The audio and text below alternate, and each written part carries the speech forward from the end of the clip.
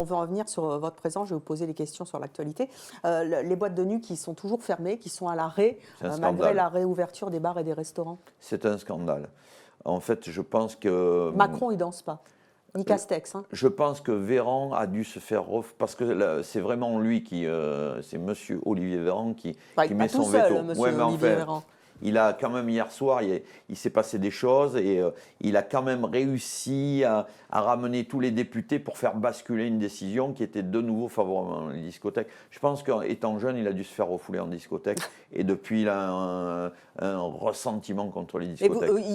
Alors, si je veux parodier un petit peu ce que votre tube, ils ont l'air fatigués, tous ces gens-là, mais vous l'expliquez comment? Pourquoi est-ce que c'est le dernier bastion, les discothèques, qui ne rouvrent pas?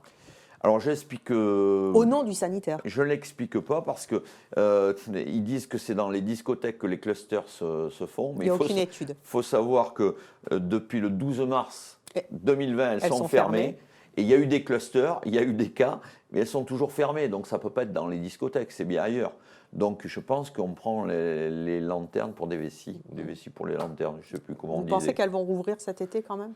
Cet été, moi j'ai un doute. Moi je voudrais, parce que je viens de la discothèque, je me rappelle d'où je viens, j'étais DJ, je suis solidaire avec eux, j'ai plein d'amis DJ, plein d'amis patrons de discothèque. Mais je pense que le gouvernement fera en sorte qu'elle n'ouvre que plus tardivement, genre au mois d'octobre.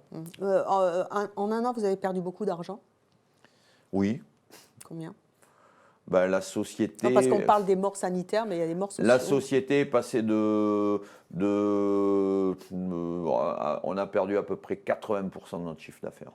Vous voulez voir? Oui, de 600 000 euros, on est passé au niveau de la société, moi je parle, on est passé de 600 000 euros ou 700 000 euros à 80 ou 90 000 euros. Vous tenez le choc? On a quelques aides et il faut quand même... C'est la seule chose que je pourrais reconnaître à ce gouvernement, on a des aides.